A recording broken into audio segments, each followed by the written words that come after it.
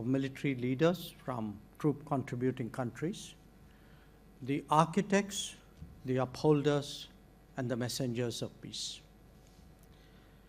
You reflect the strength of an institution that has, for nearly 8 decades now, stood out as a beacon of hope in a conflict-ridden world, United Nations peacekeeping.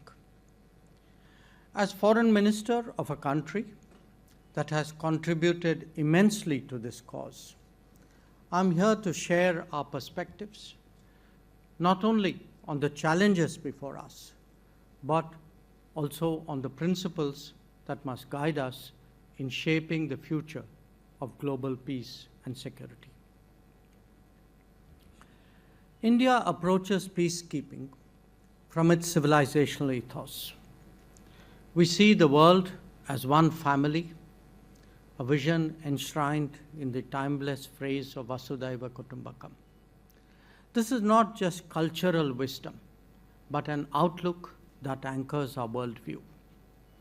It is why India has consistently advocated for justice, dignity, opportunity, and prosperity for all societies and peoples. It is also why we place our faith in multilateralism and international partnerships. The global challenges we face, from pandemics to terrorism and economic instability to climate change, these challenges are interconnected and they transcend national borders. Our responses, therefore, must be more cooperation, transcending the competitive aspects of international politics. The natural starting point for such collaboration is the United Nations. I've just come back from New York after attending the 80th UN General Assembly. And let me share with you some key insights from that experience. One, the United Nations today still reflects the realities of 1945, not of 2025. 80 years is a long time by any standards. And during this period, the UN membership has actually quadrupled. Two, institutions that fail to adapt risk irrelevance. Not just irrelevance, but eroding legitimacy and leaving us without recourse in times of uncertainty. Three, for the UN to be effective, it must reform, becoming more inclusive, democratic, participative, and, as I said, representative of today's world. And four, it must amplify the voices of the developing world and reflect the aspirations of the rising global south. The UN's legitimacy, and I would say the UN's credibility, depends on it doing so. Now, there is a strong desire among members of the UN for a reformed United Nations, including expansion of the permanent and non-permanent categories of membership of the Security Council. However, the process of reform itself is being used to derail that agenda. As a result, I'm sorry to say, historical injustices still continue. India affirms its commitment to assume greater responsibilities in a reformed United Nations and in a reformed multilateralism. Now, this brings me to the core of our discussions, UN peacekeeping. Since its inception, it has been a testament to what we can achieve when nations unite for a larger cause. Our peacekeepers have been really a powerful force for good. These brave sons and daughters put their lives on the line to protect civilians, to deliver humanitarian aid, and to support fragile peace processes. They are the real torchbearers of multilateralism. Now let me honor today the more than 4,000 UN and 182 Indian peacekeepers who have made the ultimate sacrifice in the line of duty. They stand out as a testament to bravery, and their legacy remains a solemn call to action for all of us. We must ensure that their message lives on. Now, as you would all be aware, peacekeeping was not originally envisaged in the UN Charter. The very concept of peacekeeping has evolved over the years. Currently, it draws its mandate from the decisions of the UN Security Council. Changing geopolitical dynamics, the complexities of world affairs, and the nature of conflicts have all shaped the demands of peacekeeping. We all recognize that peacekeeping has been the flagship endeavor and the most effective instrument of the United Nations. When it comes to peacekeeping operations, allow me to flag 7 concerns for your collective consideration.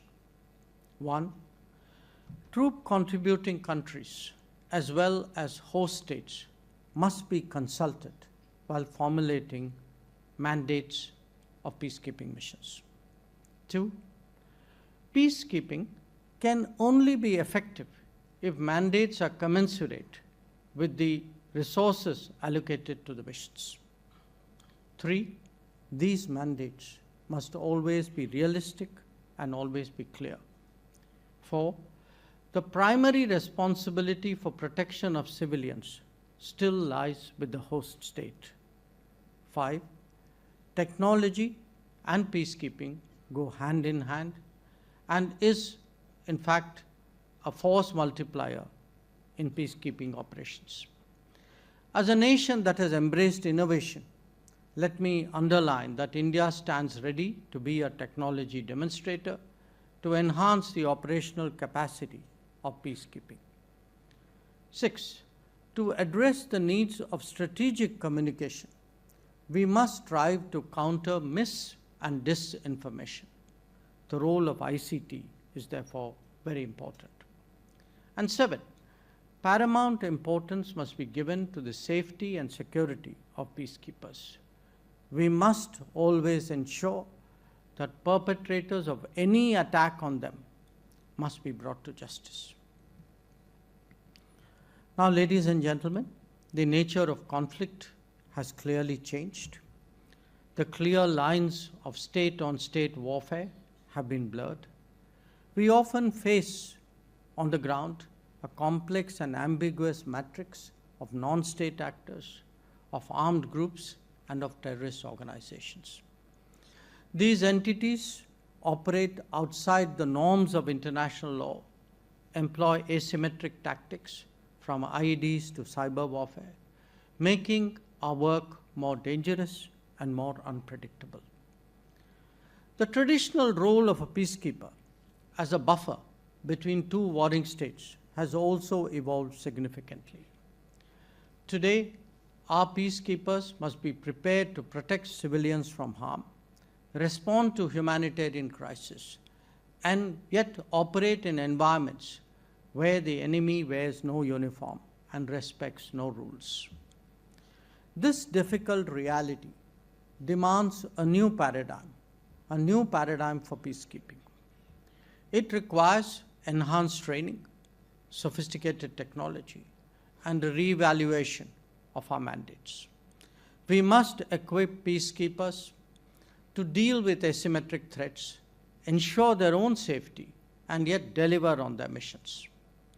That means investing in surveillance systems, protective gear, cyber capabilities, and mission preparedness of the highest standard. It is likely that the peacekeeping budget will see headwinds. We will need to see how we can overcome this constraint while adhering to the core principles of maintenance of peace and security. This should also be an opportunity to undertake measures of making UN peacekeeping more financially and administratively rigorous, like winding down obsolete missions that have outlived their purpose. For India, participation in UN peace operations is a profound expression of our responsibility as a member state and of our belief in global commitments.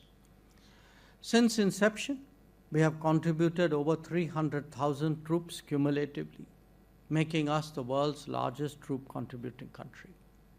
Our peacekeepers have served and are serving with distinction and professionalism in some of the world's most challenging theaters.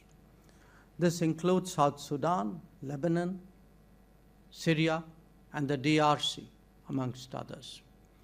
This sustained commitment stems from our conviction that peace anywhere strengthens peace everywhere.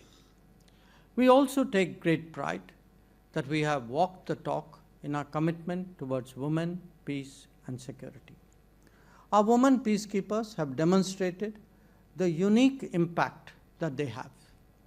They build trust in communities and give hope to vulnerable populations, especially women and children.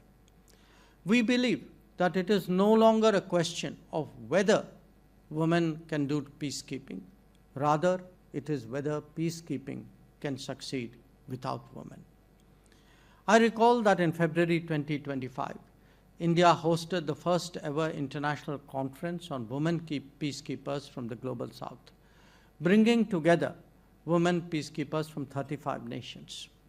More recently, in August this year, India hosted the UN Women Military Officers Course, which saw participation from 15 countries.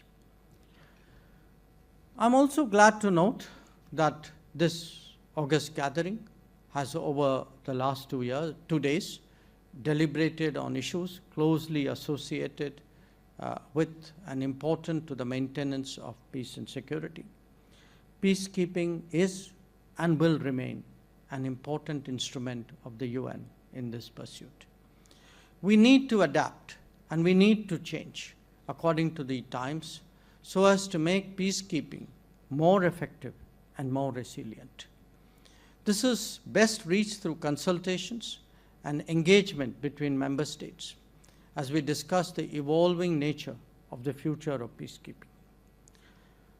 The Global South has both a particular contribution and a particular relevance insofar as peacekeeping is concerned. Unfortunately, the maximum number of conflict zones are located there. In fact, the requirements of the Global South are themselves distinct, calling for unique, regional, and even local solutions. This is why conferences of this type are valuable in engaging on a single platform in the search for optimal solutions. India has always stood with our brothers and sisters of the Global South and will continue to help with our expertise and long-standing experience across all domains, including in peacekeeping. Let us therefore commit to working together, collectively, constructively, and by consensus, to shaping a renewed vision of peacekeeping, one that honors the sacrifices of the past, that adapts to the challenges of the present, and that commits to the promise of the future. I thank you for your